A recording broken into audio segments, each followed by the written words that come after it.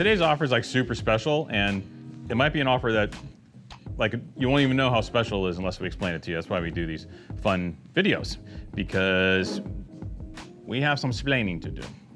All right, Jonathan Malus. You ever heard the name? Probably not. Few dorks in the wine world have, because he is a proprietor of some of the top estates in San Emilio. Self-made dude, went out, got after it, bought some property, made some terrific wines. So we're talking about, there's a list of them, but his most highest profile one, I'd say, is Le Dome, which back in 2010, Bob Parker gave his 2010 Le Dome 100 points. And basically it was one of those tasting notes where it's like the scale doesn't go high enough, type deal, like blistering tasting note on the wine. And Jonathan, like overnight, he was already making great stuff, right? He was already making 98, 99 point wines, etc. But literally overnight, he completely blew up. And the wine started to get a bit of a cult following, as it should. Le Dome is a fabulous piece of property located right next to Chateau Angelus. Should be San Emilio, Grand Cru Class A all the way, whatever, maybe some point. But point is, this dude makes stellar wines. He makes amazing wines, and he's ambitious. So over the last few years, he's kind of branched out. So he made projects in Australia. Some of you may remember some of those wines. He had a fabulous Australian project down there in the Barossa Valley for a while. And then he's done this Napa thing for a while. And with this Napa project, he did a series of single vineyard wines from top sites, Tokelon, George III, all these super bling sites. We were always a bit partial to this particular wine from his lineup, though, over the years. The If Six Was Nine, aptly named after the lyrics in the Jimi Hendrix song. So basically the deal is he makes a bunch of fancy high-end cabs. They get great scores too, a lot of bling, a lot of things going on here. But the 6 Was 9 is kind of his entry-level cab, if you will, for a super high-end project. And accordingly, it has that Le Dome mojo to it. All of his stuff does. And the secret is he picks pretty late. These are pretty rich wines.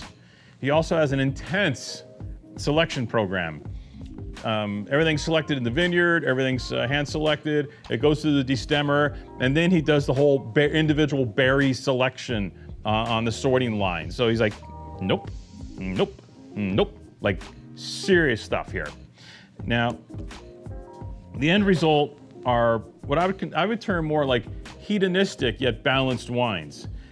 If you like big Cabernets, if you like juicy Cabernet, which 99.9% of the Cabernet drinkers here in California and America do, this wine is specifically for you. This is absolutely gorgeous gear.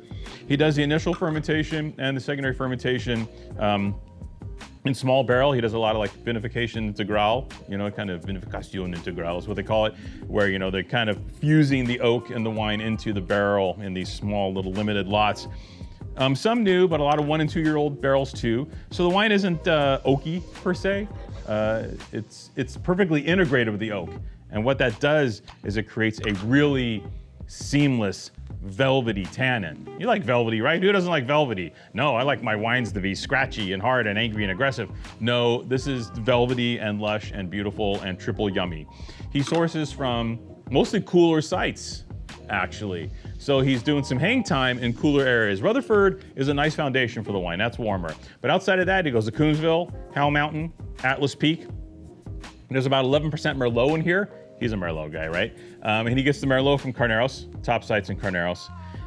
This is all bling gear in this wine. We've told that story before, but it's very true. These wines represent the finest value in Napa, because literally it's a barrel selection to make the Rockstar wines, and then you're just basically pushing it down into the If 6 Was 9 program. So those other ones sell for $250, whatever, and this one usually sells for $70. We'll get to that. We'll give it the big at the end. We'll get to the grand finale here, but for the moment, let's taste the wine really quick. Too easy to drink. But I will say, the Bordeaux mind frame does come into the tannin structure in the wine. The tannins here are velvety, but they're Bordeaux velvety. They're right bank San Emilio velvety, right? A little different tannin than some of the typical Napa tannins we see. There's a bit more tannin there, but it melts. So the key is looking to provide structure for a certain aging curve, and then kind of have the tannins you know, kind of that fondue to kind of slowly melt away and make this really generous, beautiful wine after about, I don't know, 10 years of bottle age or so. This is really sexy gear, but the thing is, again, it's sexy in a Bordeaux way, which I'm okay with that.